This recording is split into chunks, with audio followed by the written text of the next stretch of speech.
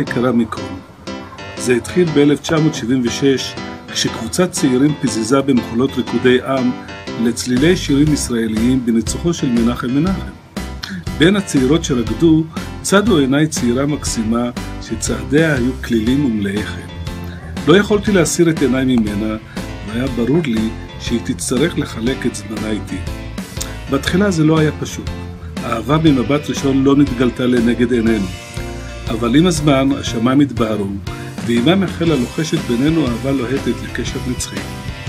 זהבה יקרה, היה ברור לי מההתחלה ששנינו נצעד יחד במשעולי החיים, ונבנה יחדיו בית קסום עם ילדים נפלאים, בת אל, נעמה, רוני ואביתר, שמילאו את הבית באור גדול. זהבה, את לא רק אישה נפלאה, את חברה נאמנה, מלאה באהבה, שמקרינה אור סביבה. בלעדייך הבית מאבד מערכו, הוא חצי ממשהו. האנרגיה שיש בך עשתה ועושה רבות לבית ולמשפחה.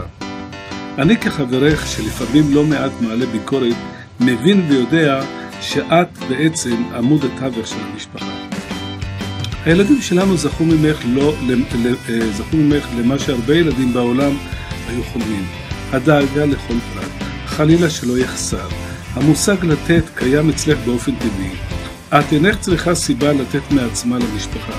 כשמדובר בילדים ובמשפחה אין דבר שתחסירי מאיתנו.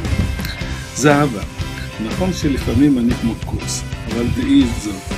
איני מצטער על אף יום אחד בחיינו יחד. נהפוך הוא, את היא מה שאני מאמין שאת יודעת.